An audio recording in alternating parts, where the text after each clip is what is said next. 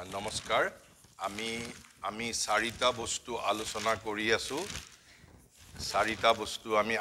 কৰি আছো মূলতঃ চাৰিটা বস্তু আৰু সেই চাৰিটা বস্তু হ'ল ধৰ্ম আৰু ধৰ্মৰ লগত একেলগে ধৰ্ম তাৰ পিছত স্থধৰ্ম যোগ অধ্যাত্ম আৰু ৰিলিজিয়ন যোগ অধ্যাত্ম ৰিলিজিয়ন আমি ধৰ্ম আৰু ৰিলিজিয়নৰ বিষয়ে কিছু কথা পাতিলো আমাৰ আজি আৰু 19 20 21 এই 3 দিনৰ ভিতৰত মই আজি যেটো স্পিৰিচুৱেলিটিৰ আসল অৰ্থ হেতু আমি পাতিম কালি আমি অলপ যোগৰ বিষয়ে চৰ্চা কৰিম আৰু পৰহিলৈ ভাৰতত আৰু পাশ্চাত্যত ধৰ্ম আৰু দৰ্শনৰ ভূমিকা পাশ্চাত্য সংস্কৃতিত ধৰ্ম আৰু দৰ্শনৰ ভূমিকাটো কি আৰু ভাৰতবৰ্ষত ধৰ্ম আৰু দৰ্শনৰ ভূমিকা কি আমি সেই বিষয়ে অলপ পাতিম কথা আমি যেতিয়া ধৰ্মৰ বিষয়ে কথা পাতিছিলো আৰু বিশেষকৈ গীতাৰ আলোকত ধৰ্মৰ বিষয়ে তাত মূলত দুটা বস্তুৰ ওপৰত গুৰুত্ব দিয়া হৈছিল ধৰ্ম কাক বুলি কোৱা হৈছিল ধৰ্ম মানে বিধান ল তাত গুৰুত্ব দিয়া হৈছিল যে আমাৰ প্ৰকৃতি ৰূপান্তৰিত হ'ব লাগে transformation of our nature transformation of human আমাৰ কি কয় প্ৰকৃতি আৰু কিয় প্ৰকৃতি ৰূপান্তৰিত হ'ব লাগে যে আমাৰ ভিতৰত দৈব প্ৰকৃতিও আছে অৰ্থাৎ উচ্চতৰ প্ৰকৃতিও আছে আৰু নিম্ন প্ৰকৃতিও আছে নিম্ন প্ৰকৃতিক যিবোৰ বিধান যিবোৰ নীতি যিবোৰ বিধান যিবোৰ নীতিয়ে এই পৰা প্ৰকৃতিলৈকে ৰূপান্তৰিত কৰিব পাৰে অৰ্থাৎ ভাগৱত প্ৰকৃতিলৈকে ৰূপান্তৰিত কৰিব পাৰে যিবোৰ নীতিয়ে সেইবোৰকেই গীতাৰ আলোকত ধৰ্ম বুলি কোৱা হৈছে আৰু এটা কি কৈছে যে আমাৰ যেটো এইটো হল আমাৰ ইনাৰ জীৱনৰ কথা ল অফ ইনাৰ ওয়াৰ্কিংস কিন্তু আমাৰ আন্তৰ জীৱনৰ উপৰিও আমাৰ এটা বাহ্য জগতত জীৱন আছে বাহ্য জগতৰ জীৱন মানে কি আমাৰ কৰ্ম আমাৰ চিন্তা আৰু বাহ্য জগতত আমাৰ নানা সম্বন্ধ আছে আমি কিছুমান ৰিলেশনশিপ আমাৰ কিছুমান সম্বন্ধ আছে আমি বাহ্য জগতত কিছুমান চিন্তা কৰো আৰু কিছুমান আমি কাম কৰো এই তিনিটা বস্তু যিবোৰ নীতি বা বিধানে ভগৱত আদৰ্শৰ দিশে সৰ্বোত্তমভাৱে ধাবিত কৰিব পাৰে আমি সেইবোৰকেই গীতাৰ আলোকত সেইবোৰকেই ধৰ্ম বুলি কোৱা হৈছে আৰু কাক ধাবিত কৰিব পাৰে অকল ব্যক্তিকেই নহয় সমষ্টিকো অকল এজন ইন্ডিভিজুৱেল ব্যক্তিকেই নহয় collectively as a whole human race যাতে সমগ্ৰ মানৱ জাতিটোৰ এই চিন্তা মানৱ জাতিটোৰ এই কৰ্ম মানৱ জাতিটোৰ এই নানা সম্বন্ধক ভগৱত আদৰ্শৰ দিশে ধাবিত কৰিব পৰা যায় এইটো হল ধৰ্মৰ মূল কথা আৰু এটা ধৰ্মৰ 3 নম্বৰ এটা অৰ্থ কি কোৱা হৈছিল যে ধৰ্ম মানে যিকোনো বস্তুৰে যেটো মূল বিধান ফান্ডামেন্টাল ল ফান্ডামেন্টাল প্ৰিন্সিপল ভাৰতবৰ্ষক সেইটোকো ধৰ্ম বুলি কোৱা হয় অৰ্থাৎ কেনে আৰু সেইভাবে আমি কওঁ যে অধ্যাপকৰ ধৰ্ম আছে ৰজাৰ ধৰ্ম বেলেগ মাতৃৰ ধৰ্ম বেলেগ বা কি কয় যে সমুদ্ৰৰ ধৰ্ম বেলেগ আকৌ নদীৰ ধৰ্ম বেলেগ কি কয় ৰাজনীতিৰ ধৰ্ম বেলেগ সমাজনীতিৰ ধৰ্ম বেলেগ এতে প্ৰত্যেকটো শ্ৰেণী বা প্ৰত্যেকটো বস্তুৰ কি ধৰণে পৰিচালিত হ'ব তাৰ যেটো মূল নীতি সেইটোকো ভাৰতবৰ্ষই ধৰ্ম বুলি কৈছে আৰু তাৰ উপৰি যেটো আমি ধৰ্ম বুলি ক'লে সাধাৰণতে ৰিলিজিয়নিজমক বুজো সেই অৰ্থটো ভাৰতবৰ্ষত আছে কিন্তু গীতাৰ আলোকত এই তিনিটাহে ধৰ্মৰ মূল আমাৰ কি কয় যে ব্যঞ্জনা কিন্তু কথা হল কি এইখিনি কিয় কৰিব লাগে আমি তাৰ কাৰণ কৈছে দুটা যে মানৱ জাতিৰ আধ্যাত্মিক বিৱৰ্তন সম্পন্ন আমি কৰিব লাগিব আৰু দ্বিতীয়তে কিয় আমাৰ বহিৰ্মুখী চিন্তা কৰ্ম আৰু নানা সম্বন্ধক নিয়ন্ত্ৰিত কৰিব বিচাৰিছো কাৰণ আমাৰ বহিৰ্মুখী চিন্তা আমাৰ বহিৰ্মুখী কৰ্ম আমি মানুহে যিবোৰ নানা সম্বন্ধৰ মাজত আবদ্ধ হৈ থাকো প্ৰকৃতিৰ লগত মানুহৰ লগত এই সম্বন্ধবোৰৰ জৰিয়তেই ভগৱানে নিজক এইখন জগতত পূৰ্ণৰূপে অভিব্যক্ত কৰিব বিচাৰিছে অৰ্থাৎ মেনিফেষ্টেশন অফ ডিভাইন ইটসেল্ফ যে জগতত ভগৱানে কাৰণ জগত আনমেনিফেষ্ট ৱৰ্ল্ডত জগত হ'ল আনমেনিফেষ্ট অনভিব্যক্ত অব্যক্ত আনমেনিফেষ্ট ওৱান ইজ বিকামিং মেনি আৰু সেইবাবেই জগত মানেই বৈচিত্ৰ্য গতিকে এইখিনি হ'ল গীতাৰ আলোকত ধৰ্মৰ কথা তাৰপিছত আমি আলোচনা কৰিছিলোঁ যে আমাৰ ৰিলিজনৰ কথাটো কৰোঁতে কৈছিলোঁ যে ৰিলিজনত সাধাৰণতে দুটা ভাগ আছে এটাক কি বুলি কোৱা হৈছে ৰিলিজিয়নিজিম আৰু এটাক ৰিলিজিয়ন বুলি কোৱা হৈছে ৰিলিজিয়ন মানে ট্ৰু ৰিলিজিয়ন বুলি কোৱা হৈছে ট্ৰু ৰিলিজিয়নটোক অধ্যাত্ম ধৰ্ম বুলি কোৱা হৈছে আৰু ৰিলিজিয়নিজিমটোক ধৰ্মাচাৰ বুলি কোৱা হৈছে এই ধৰ্মাচাৰতে আমি ধৰ্মৰ যিটো সাধাৰণ অৰ্থক বুজো আচাৰ নীতি নিয়ম চেৰিমনি ফৰ্ম উৎসৱ পাৰ্বণ ৰীতি নীতি আৰু তাৰ ওপৰত ভিত্তি কৰি যি সামাজিক ৰাজনৈতিক কি কয় যদি ব্যৱস্থা গঢ়ি উঠে সেইবোৰ ৰিলিজিয়নিজিম বুলি কোৱা হৈছে ধৰ্মাচাৰ আৰু এইটো যিটো ট্ৰু ৰিলিজিয়নক কোৱা হৈছে অধ্যাত্ম ধৰ্ম সেইটোৰ মূল কথা কি স্পিৰিটৰ মাজত বাস কৰিব লাগিব অৰ্থাৎ আত্মনৰ মাজত এইখিনি হ'ল মূলত ধৰ্ম আৰু কি কয় যে ৰিলিজনৰ মাজত কথা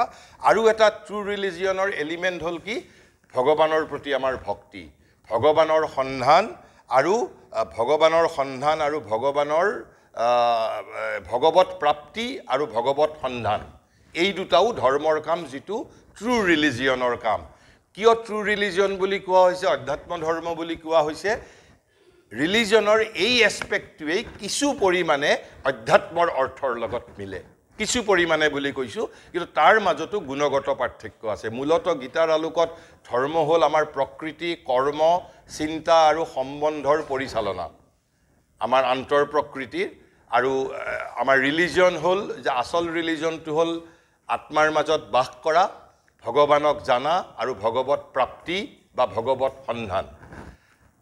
তাৰ বাহিৰেও যিটো আমাৰ ৰিলিজিয়ন হ'ল ধৰ্মাচাৰ যিটো আমি প্ৰচলিতভাৱে ধৰ্ম বুলি পেলাই আমি বুজোঁ তেনেহ'লে অধ্যাত্ম কি আমি আজি অধ্যাত্মৰ বিষয়ে কৰিম এই আলোচনা তাৰ আগতে মই এটা কথা মই আমাৰ ছাত্ৰ ছাত্ৰীসকলক ক'ব বিচাৰিছোঁ এই যে আমি পৃথিৱীত মানুহে সমাজ পাতি বাস কৰিছোঁ আমি ইয়াতে এথিক্স তাৰপিছত মৰেলিটি কালচাৰ মিউজিক এস্থেটিক্স সৌন্দৰ্যবোধ ৰাজনীতি সমাজনীতি সংবিধান গণতন্ত্ৰ নিয়ম কাব্য সাহিত্য শিল্প দৰ্শন সমাজ আমি যে সভ্য হৈ পেলাই যে আছোঁ যদি মৃত্যুৱেই যদি জীৱনৰ অন্তিম সত্য হয় তেনেহ'লে এইবোৰৰ কি অৰ্থ মোৰ যদি মৃত্যুটো যদি শাশ্বত সত্য if death is eternal truth যদি মৃত্যুটো যদি শাশ্বত সত্য তেনেহ'লে মোৰ বাবে বা মোৰ জীৱনটো যদি অশাশ্বত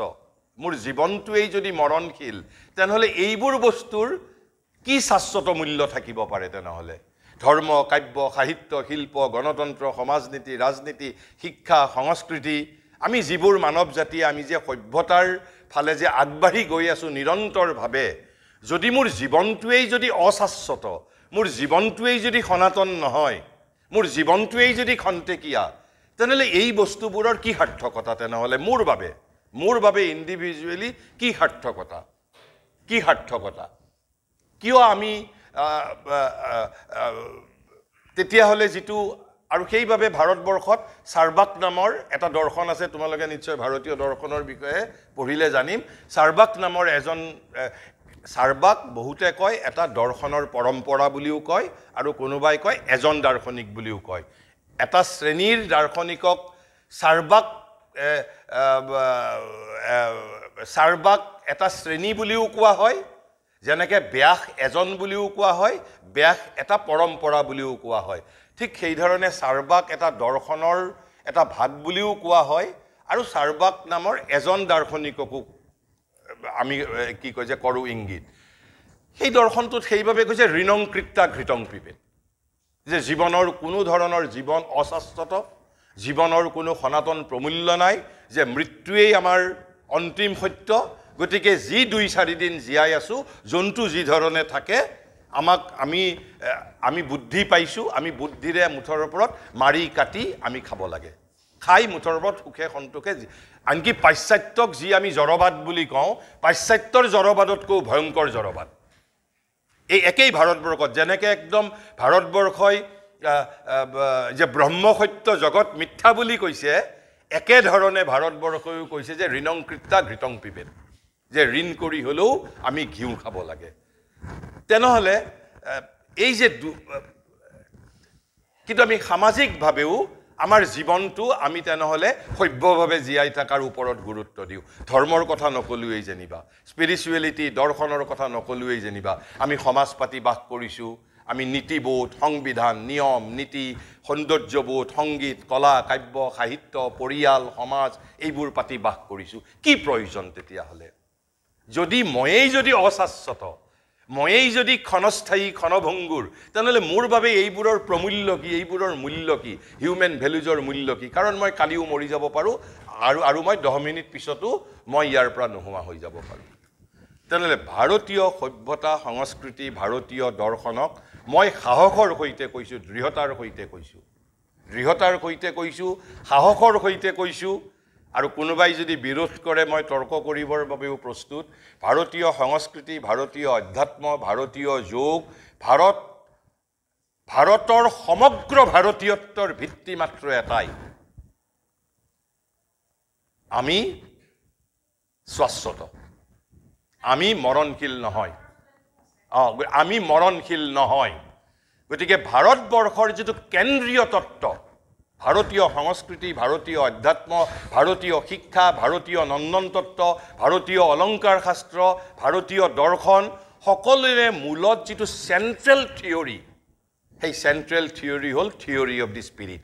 অবিনশ্বৰ স্পিৰিট যিজন একেবাৰে অবিনাশী আৰু আমি তাক কি বুলি কৈছোঁ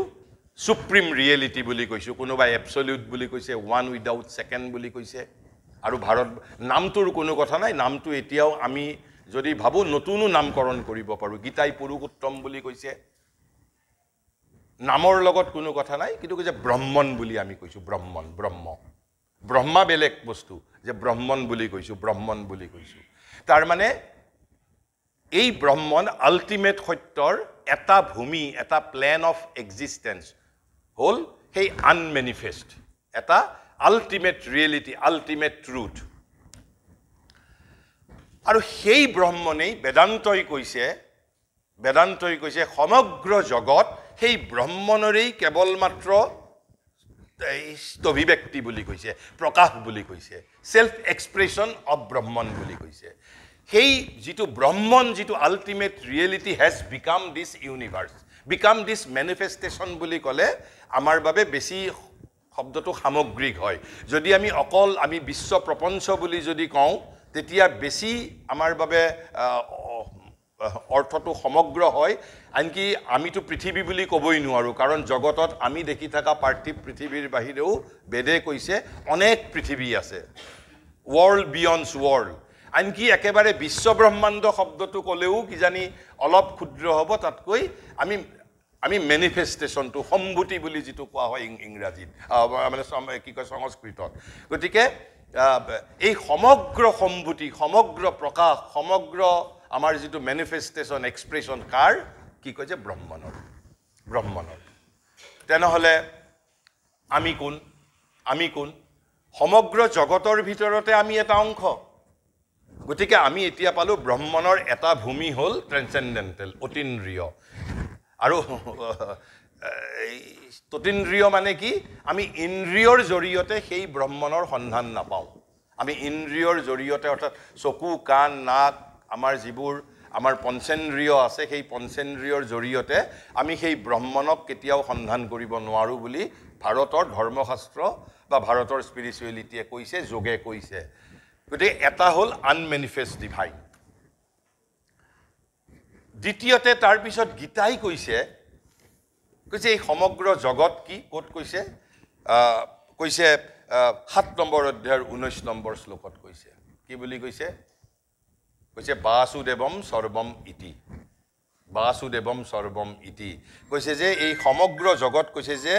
আমাৰ জগত কৈছে যে সমগ্ৰ জগত বাসুদেৱম সৰ্বম ইতি বুলি কৈছে অৰ্থাৎ তাৰ অৰ্থটো কি দি ইমানেণ্ট ডিভাইন বুলি কৈছে ইমানেণ্ট ডিভাইন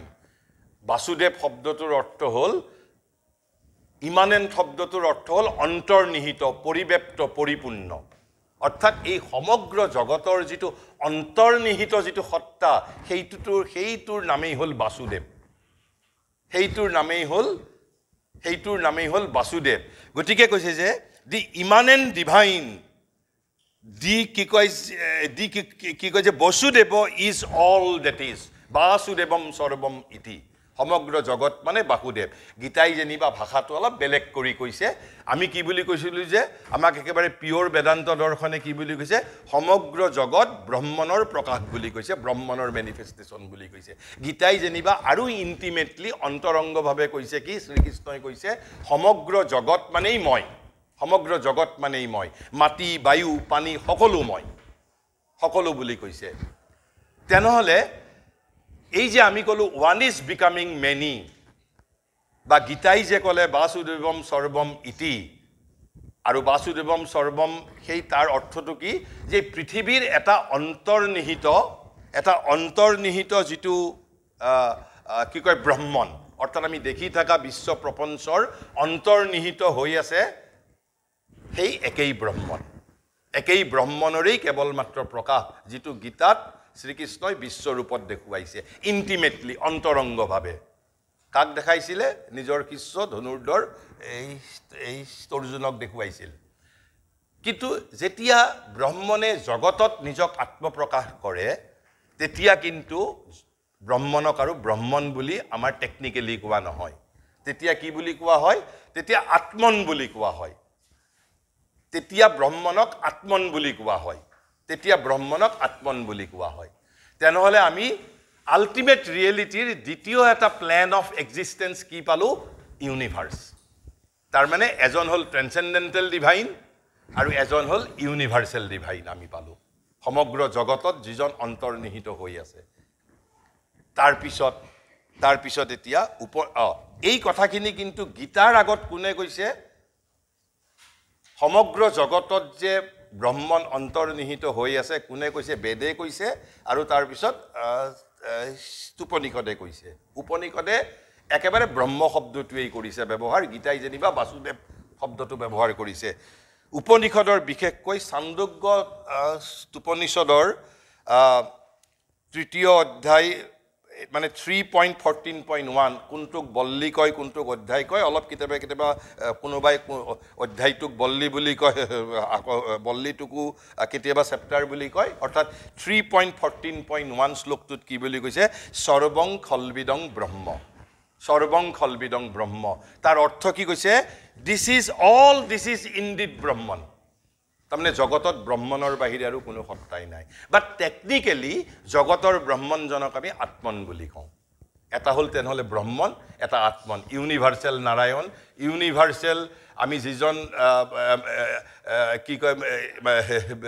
যে বিশ্বব্যাপী নাৰায়ণ বুলি ক'ব পাৰোঁ বা আমি কি কয়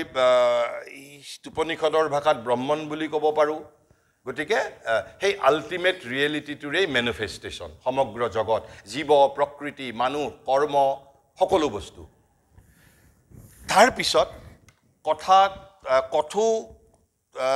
উপনিষদে আন এটা কথা কৈছে কি বুলি কৈছে আমাৰ ভিতৰত এটা কি বুলি কৈছে যে আচল এটা সত্তা এটা আছে সেই সত্তাটো কি বুলি কৈছে অংগুষ্ঠ মাত্ৰ পুৰুষ বুলি কৈছে যে আমাৰ ভিতৰত বিশেষকৈ তাৰো এটা হ'ল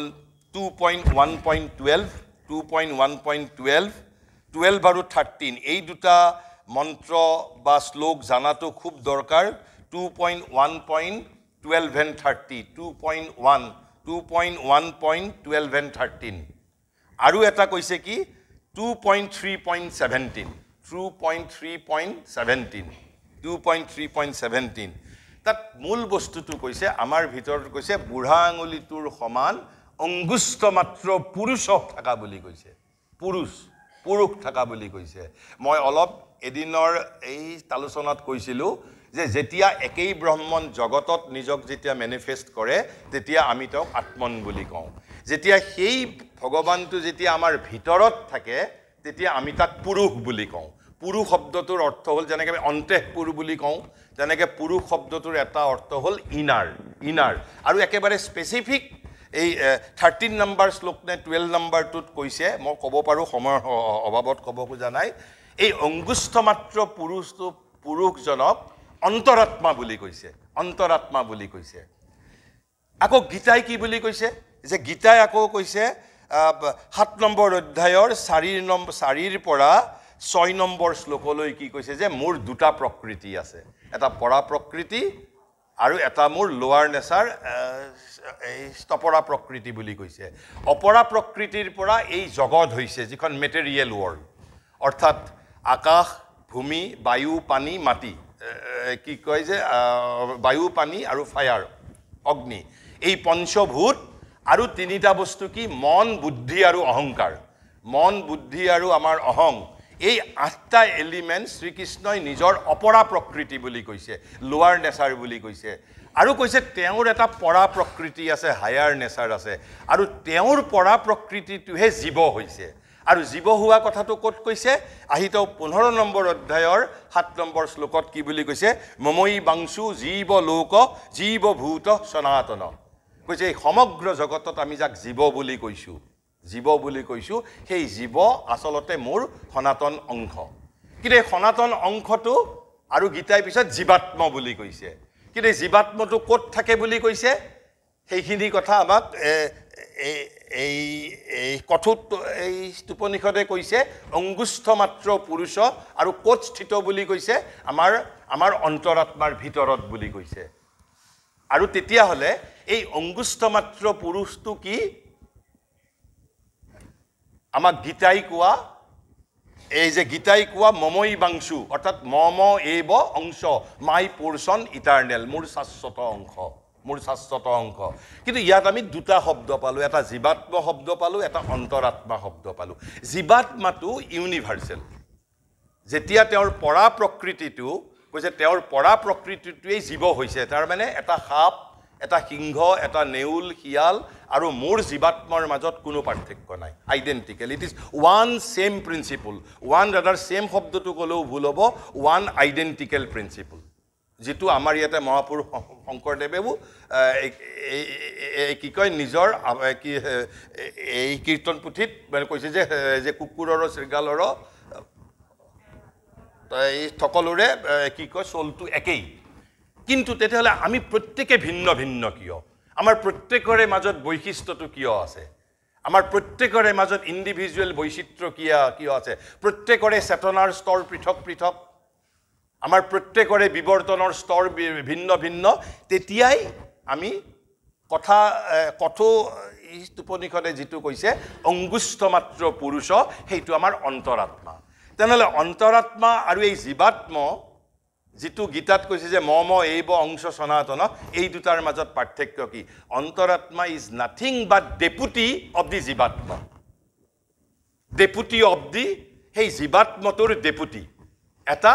বা ডেপুটি বুলি শব্দটো যদি বুজি পোৱা দিগদাৰ হয় আমি কি বুলি ক'ব লাগিব ৰিপ্ৰেজেন্টেটিভ অৰ্থাৎ জীৱাত্ম ডাইৰেক্টলি ডাজ নট ৱৰ্ক জীৱাত্ম অনলি সাপোৰ্টস দি হোল অস্তিত্ব বাট ফ্ৰম এবভ জীৱাত্ম ইজ নট উইদিন মি কোনটো মোৰ অন্তৰাত্মাটো অঙ্গুষ্ঠ মাত্ৰ পুৰুষ তেনেহলে মই এইখিনি কথা কোৱাৰ অৰ্থ কি যে ডিভাইন এলিমেন্ট সেই ব্ৰহ্মন ক'ত আছে তেতিয়া হলে ক'ত আছে এটা আছে ট্ৰেন্সেন্ডেন্টাল প্লেনত এটা আছে ইউনিভাৰ্সেল নাৰায়ণ আৰু সেম এজ অংশ হৈ পেলাই অংশ সনাতন হৈ পেলাই বা অংশ সনাতনৰ প্ৰতিনিধি হিচাপে অঙ্গুষ্ঠ মাত্ৰ পুৰুষ হৈ আৰু সেইভাবে কৈছো যেতিয়া ব্ৰহ্মন আনমেনিফেষ্ট ষ্টেজত থাকে তেতিয়া ব্ৰহ্মন বুলি আমি কম যেতিয়া জগতত থাকিব তেতিয়া আমি আত্মন বুলি কম আৰু যেতিয়া মোৰ ভিতৰত থাকিব তেতিয়া পুৰুষ বুলি কম পুৰুষ শব্দৰ অৰ্থ হ'ল অন্তঃপুৰ ইনাৰ কিন্তু গীতাই আৰু এটা কথা কৈছে অকল অংশ সনাতনেই মোৰ ভিতৰত নাই আৰু এটা তত্ত্ব আছে কৈছে মোৰ ভিতৰত কৈছে ব্ৰহ্মন is also within me not now as a portion is me যেটো ব্ৰহ্মনৰ যেটো অঙ্গুষ্ঠ মাত্ৰ পুৰুষ বুলি কৈছে বা যেটো গীতাই মম এব অংশ সনাতন বুলি কৈছে সেইটো হলো আই এম সেইটো মই কিন্তু দি হোল ব্ৰহ্মণ, দি হোল কৃষ্ণ, হোল ব্ৰহ্মণ, whole Krishna is also within me. অৰ্থাৎ আমাৰ ভিতৰত দুটা তত্ত্ব আছে, as my individual divine portion আৰু the whole divine portion, whole divine. আৰু এইটো ক'ত কৈছে? গীতাই কেইবাটাও শ্লোকত কৈছে কি আমাৰ 6 নম্বৰ স্কুলৰ অধ্যায়ৰ 29 পৰা 31, 9 নম্বৰৰ 11 আৰু 29, 10 নম্বৰৰ 11 আৰু 20, 15 নম্বৰৰ 14 আৰু 15, 16 নম্বৰৰ 18, 17 নম্বৰৰ 6 আৰু একেবাৰে শেষ অধ্যায় 18 অধ্যায়ৰ 61 নম্বৰ শ্লোক। এইকেইটা মই পাইছোঁ, কিন্তু ইয়াৰ বাহিৰেও বেলেগ শ্লোকো থাকিব পাৰে। আৰু গীতাৰ সৰ্বপ্ৰধান বাণীয়েই হ'ল ডিভাইন ইজ উইদিন। অন্তৰ্যামী ভগৱানৰ কথা ক'বৰ বাবেই শ্ৰীকৃষ্ণই জগতত মানৱ ৰূপে জন্মগ্ৰহণ কৰিছিল। তাৰ আগত অন্তৰ্যামী ভগৱানৰ কথাটো উপনিষদ বা বেদে ইউনিভাৰ্চেল নাৰায়ণ আৰু ট্ৰেন্সেণ্ডেণ্টেল ডিভাইনৰ কথা কৈছে, কিন্তু গীতাই কোৱা সমস্ত কথাৰেই বীজ আমি বেদ আৰু এই উপনিষদতেই পাম। কিন্তু সেই সময়ত ডেট ৱাজ নট প্ৰমিনেণ্ট। কিন্তু গীতাই আহি এই অন্তৰ্নিহিত দেৱত্বৰ কথা আৰু যিটো জগতৰ যিটো মানে ভগৱত্তা, এইটোৰ ওপৰত বেছি গুৰুত্ব দিছে। তেনেহ'লে এতিয়া আমি কি পালোঁ? ভগৱানৰ তিনিটা প্লেন। এটা হ'ল divine is within me, next হ'ল দেয়াৰ ইজ ইউনিভাৰ্চেল ডিভাইন, আৰু এটা হ'ল দেয়াৰ ইজ ট্ৰেন্সেণ্ডেণ্টেল ডিভাইন। এই ডিভাইনৰ তিনিটা প্লেনৰ উপৰিও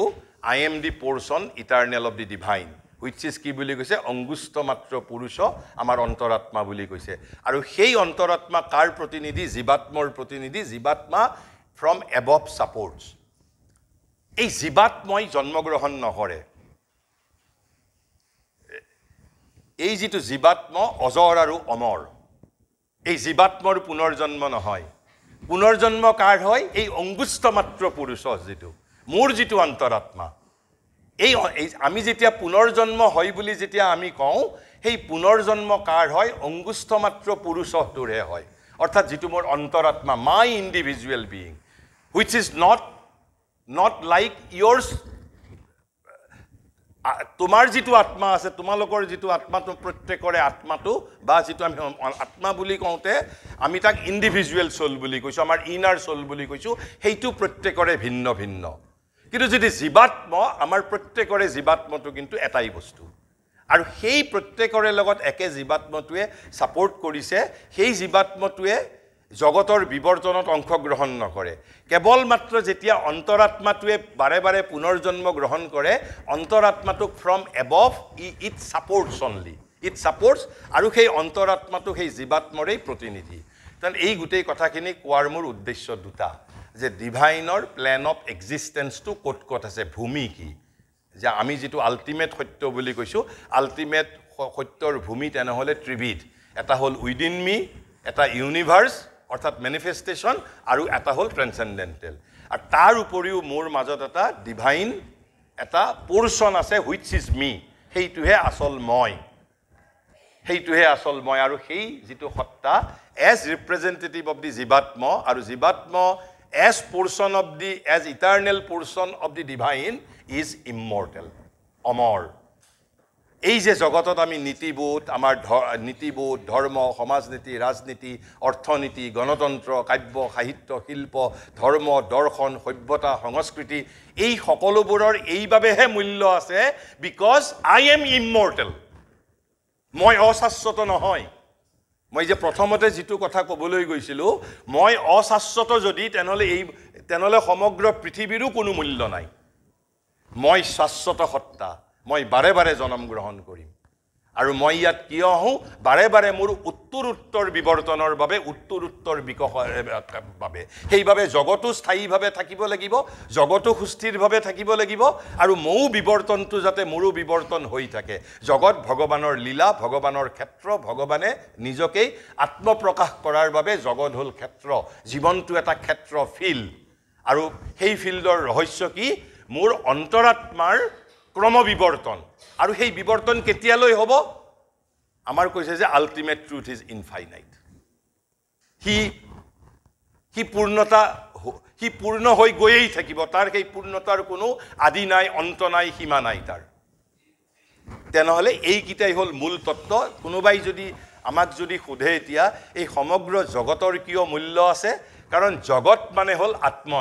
আত্মনিশ্বাশ্বত মোৰ জীৱনৰ কৰ্মৰ শাশ্বত মূল্য আছে মইতো কওঁ মই জীৱনত আহিছোঁ যে মই জীৱনত এৰি বস্তু ইয়াত থৈ যাবৰ বাবে মোৰ জন্ম হোৱা নাই মই লৈ যাবৰ বাবে আহিছোঁ হয় মই মোৰ টকা পইচা ঘৰ দুৱাৰ এইবোৰ থৈ যাম আকৌ নেক্সট জন্মত হয়তো মই আহি পেলাই মোক ভগৱানে বেলেগ টকা পইচা ঘৰ বাৰী সমাজ দিব মোক কিন্তু মোৰ জীৱনৰ যিটো অভিজ্ঞতা এই যে মোৰ জীৱনৰ যিটো কৰ্মৰ অভিজ্ঞতা সকলো কৰ্ম নহয় তাৰ নিৰ্যাসটো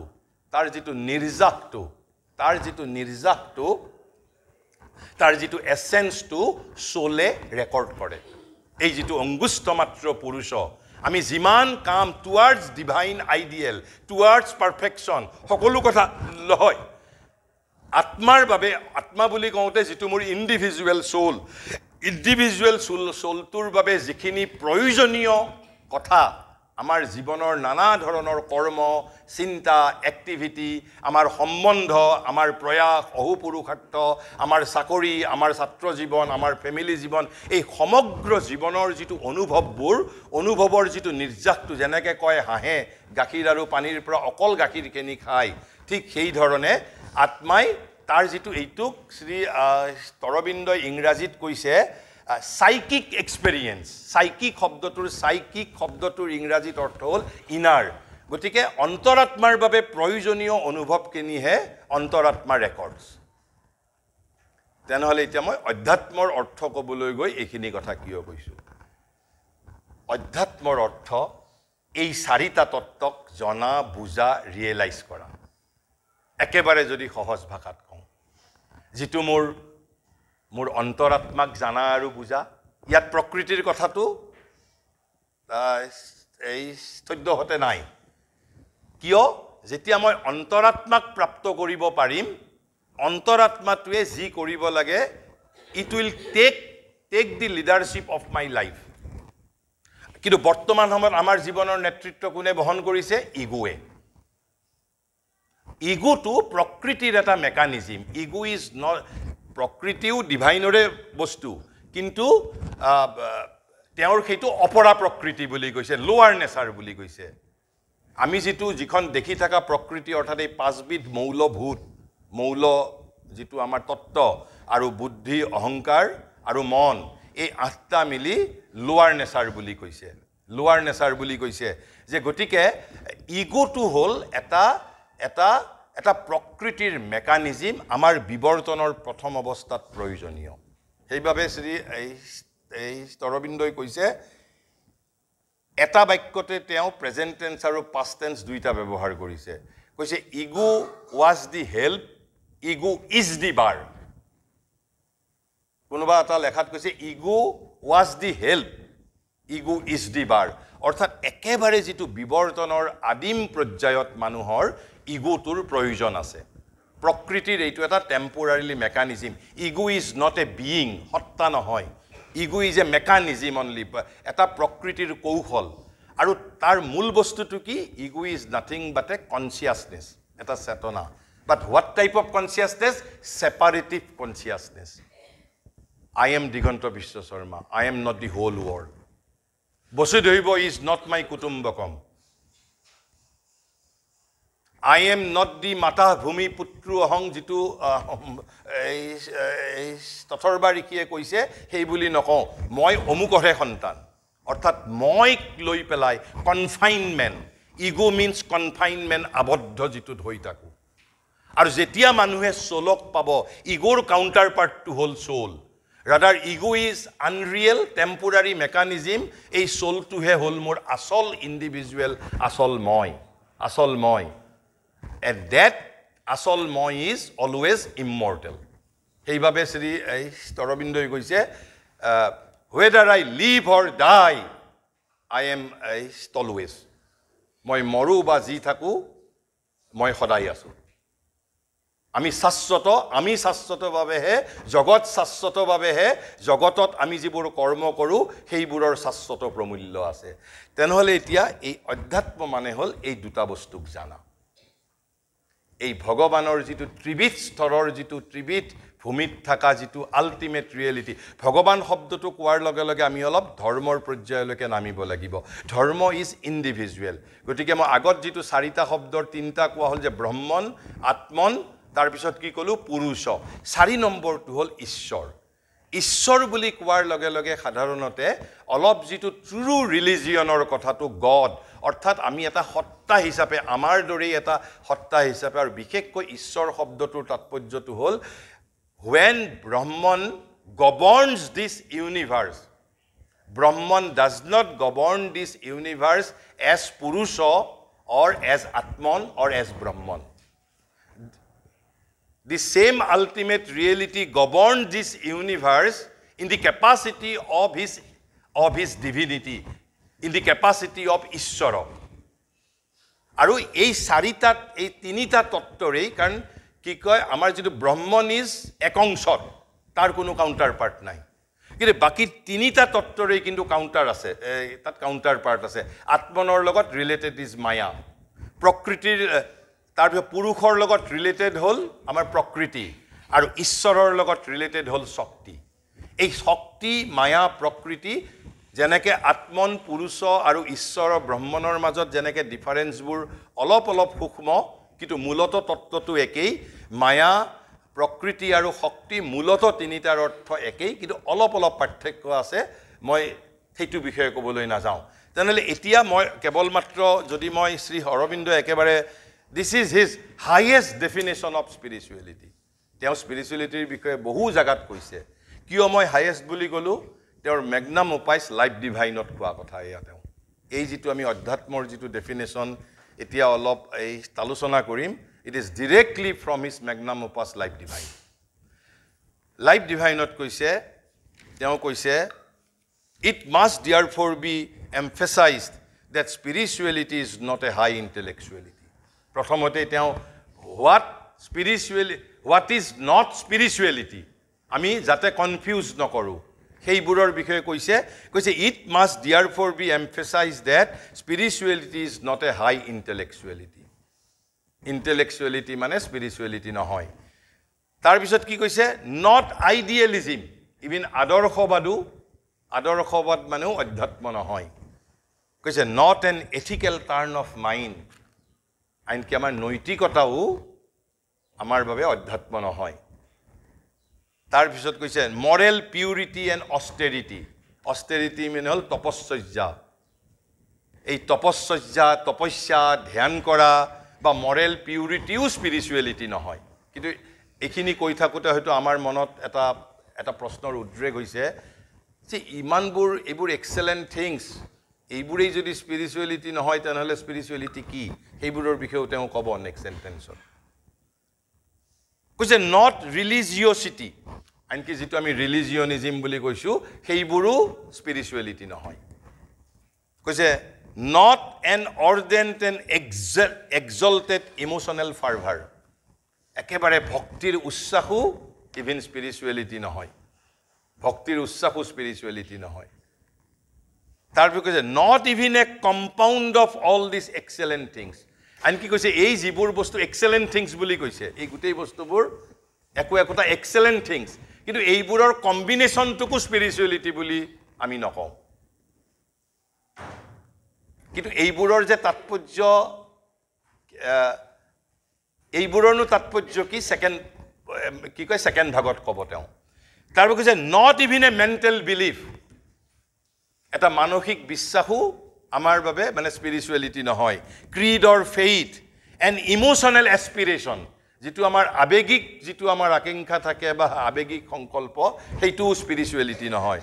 কৈছে এই ৰেগুলেশন অফ কন্ডাক্ট আনকি আমাৰ যেটো regulation of conduct according to all these things may be called ধৰ্ম বা may be called true religion কিন্তু ইয়াত কৈছে not a regulation of conduct according to a religious or a ethical formula are not spiritual achievement and experience আনকি এইবোৰো spirituality নহয় তেনেহলে মই এইখিনিৰ ঠিক অসমীয়াটো মই কেৱল মাত্ৰ প্ৰথমতে কৈ দিছো যে পোনতেই এই কথা জানি থোৱা ভাল যে বুদ্ধিৰ উৎকৰ্ষ অৰ্থাৎ ইন্টেলেকচুৱেলিটি হাই ইন্টেলেকচুৱেলিটি পোনতেই এই কথা জানি থোৱা ভাল যে বুদ্ধিৰ উৎকৰ্ষ আৰু আধ্যাত্মিকতা একে বস্তু নহয় আদৰ্শবাদ শিলানুৰাগ চাৰিত্ৰিক বিশুদ্ধি আৰু কৃষ্য সাধনা বা তপস্যা ধৰ্মনিষ্ঠা অথবা উচ্চখিত ভাবোন্মাদ অথবা ইমানবোৰ সৎবৃত্তিৰ একত্ৰ সমাবেশো আনকি প্ৰকৃত আধ্যাত্মিকতা নহয় সম্প্ৰদায়গত মতবাদৰ প্ৰতি মনৰ শ্ৰদ্ধা অথবা বিশ্বাস ভাবুকৰ ঊৰ্ধ্বমুখী ব্যাকুলতা আচাৰ অথবা ধৰ্মীয় বিধিবিধানৰ পুংখানুপুংখ অনুবৰ্তন এইসমূহ অধ্যাত্ম সিদ্ধি অথবা অধ্যাত্ম অনুভৱ অভিজ্ঞতা নহয় তেনেহলে কোনবোৰ তাৰ পিছত কৈছে these things are of considerable value to mind and life কৈছে আমাৰ মন আৰু জীৱনৰ বাবে এই যিবোৰ এক্সেলেন্ট থিংস কলো যিবোৰ অধ্যাত্ম নহয় বুলি কৈছো এইবোৰ এক্সেলেন্ট থিংস বুলি কৈছে কনসিডাৰেবল ভ্যালু এইবোৰৰ মূল্য আছে কনসিডাৰেবল মূল্য কৈছে they are of value to spiritual evolution itself আনকি এইবোৰ বস্তুৱে আমাৰ আধ্যাত্মিক বিবৰ্তন সম্পন্ন কৰাৰ ক্ষেত্ৰতো সহায় কৰিব পাৰে but still they are not spirituality তেওঁলোক সহায়ক পাৰে হ'ব অৱলম্বন সাপোৰ্ট মেকানিজম যেনেকৈ তোমাৰ কিতাপখন তোমাৰ ডিগ্ৰী নহয় বা কিতাপখন তোমাৰ শিক্ষা নহয় টেক্সটবুকখন ইয়ৰ এটা সাপোৰ্ট মেকানিজম কৈছে কিয় কৈছে যে they are of value to the spiritual evolution itself as preparatory movements প্ৰস্তুতিৰ ক্ষেত্ৰত অধ্যাত্ম জীৱনত প্ৰৱেশৰ ক্ষেত্ৰত প্ৰস্তুতি হিচাপেহে এইবোৰে আমাক সহায় কৰিব পাৰে আৰু কেনেকুৱা ধৰণৰ প্ৰস্তুতিত কৈছে disciplining purifying or giving a suitable form to the nature সেইটোৱেই ধৰ্মৰ কাম যদি প্ৰকৃত ধৰ্মৰ কাম আমাৰ প্ৰকৃতিক এটা উপযুক্ত আধাৰলৈ ৰূপান্তৰিত কৰাৰ ক্ষেত্ৰত প্ৰকৃতিক পিউৰিফাই কৰাৰ ক্ষেত্ৰত প্ৰকৃতিক ডিসিপ্লিনিং কৰাৰ ক্ষেত্ৰত এইবোৰ excellent things they are of supreme value but they are still belong to the mental evolution কিন্তু এই গোটেইবোৰ বস্তু আমাৰ মানসিক বিবৰ্তনৰ অংগ কেৱল মাত্ৰ এইবোৰ স্পিৰিচুৱেল বিবৰ্তনৰ অংগ বস্তু নহয় কিন্তু স্পিৰিচুৱেল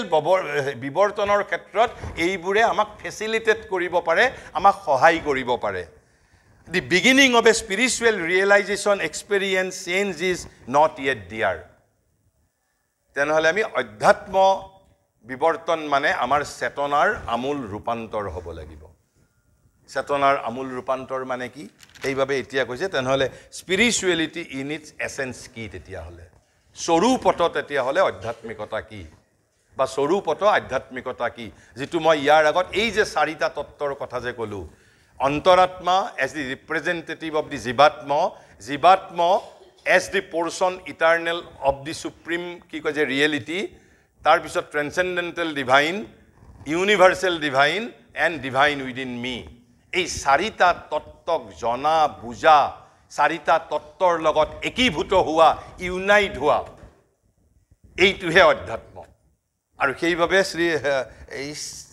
অৰবিন্দই কৈছে spirituality is in its essence an অ্যাৱেকেনিং টু দি ইনাৰ ৰিয়েলিটি আমাৰ যেটো আন্তৰ বাস্তৱৰ প্ৰতি আমাৰ আন্তৰ যেটো বাস্তৱ সত্যৰ প্ৰতি আমাৰ অ্যাৱেকেনিং জাগৰণ ভিতৰত যেটো সত্তাৰে ভিতৰত দুটা সত্তা আছে এটা অংগুষ্ঠ মাত্ৰ পুৰুষ যেটো মোৰ ইন্ডিভিজুৱেল আত্মা যেটো শ্ৰী অৰবিন্দই সত্য পুৰুষ বুলি কৈছে সাইকিক বিইং বুলি কৈছে কাৰণ সত্য মানেও হল ইনাৰ কৈছে inner reality of our being তাৰ পিছত কৈছে ইনাৰ ৰিয়েলিটি মানে কি পিছৰ কমা দি পেলাই কৈছে the spirit self comma soul either it could be soul either it could be self either it could be spirit আৰু সেলফৰ জৰিয়তে ব্ৰহ্মন উইদিন মি বুজাইছে আৰু সোলৰ জৰিয়তে তাৰমানে মোৰ ভিতৰত দুটা ডিভাইন পোৰশন এজে দুটা ডিভিনিটি আছে এটা এস পোৰশন আৰু এটা দি হোল ডিভিনিটি দুটা বস্তু আছে সেইভাবে কৈছে ইনাৰ ৰিয়েলিটি মানে কি it could be either spirit it could be either self it could be either soul তিনিটাই পাৰে হ'ব আকৌ তাৰ পিছত আমি বুজাত ভুল কৰিম বুলি কৈছে which is other than our mind life and body এই যে ইনাৰ ৰিয়েলিটিটো মানে যাতে মই কনফিউজ নকৰোঁ কৈছে এইটো কিন্তু আমাৰ মনটোক বুজোৱা নাই কাৰণ মনটোও আমাৰ ইনাৰ ৰিয়েলিটি মনটোতো বাহিৰত নাথাকে আমাৰ মনটোতো চকুৰে দেখা নাপাওঁ আমি আৰু লাইফ মানে কি কৈছে প্ৰাণ যিটো শৰীৰ মন আৰু শৰীৰ কেৱল আমি শৰীৰটো দেখা পাওঁ কৈছে এই কিন্তু তিনিটা বস্তু কিন্তু এই যে ইনাৰ ৰিয়েলিটি মানে কিন্তু সেই বুলি which is other than our mind life and body first conception second কৈছে এটা হল inner awakening জাগৰণ যে inwardly I am immortal I am a soul I am not a mind I am not a body I am not a prana I am a soul I am a psychic being I am a satya purusha I have my own antaratman which is the representative of the Jivatman. Again, Jivatman is the portion eternal of the Supreme Brahman. Ba Krishnoi baru momo ebo angsha sanatana buli koise. Second come to hol okol jagoron holei not sufficient. Koise an inner aspiration to know. Hey inner reality janar eta obhipsa. Orthat hey jitu antaratma ba spirit ba divine within me and the portion of divinity within me মানে মোৰ soul এইটুক জানিবৰ বাবে মোৰ এটা অভিপ্সা এস্পিৰেশন অকল জানিলেই নহব কৈছে টু ফিল অনুভৱ কৰিব পাৰিব লাগিব তাৰ পিছত কৈছে and to be that till now I am only ego till now I represent only my mind till now I represent only my body till now I represent only my life or vital or prana কিন্তু spirituality demands ki I have to know my inner reality I have to become that reality aru eta ki koise moi teok jani hei antor hottatuk janibor babe antor hottatu hoboloi first I have to aspiration to know mur prothom aspiration thakibo lagibo tenole eitu hol adhyatma prokriyar ditiyo kam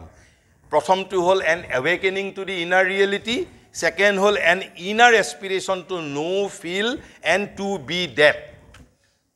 tar pisot ki koise eibar ahil moi ei tinita divinity ri kotha eikhini hol inner reality ri prothom kole as individual soul or spirit or ki boli koise self boli koise eta hol tamne amar inner reality spirituality eitu hol one side but primary side etia hol external side to mur hottar bahirot koise to enter into contact jenake ami we enter into a relationship dharmat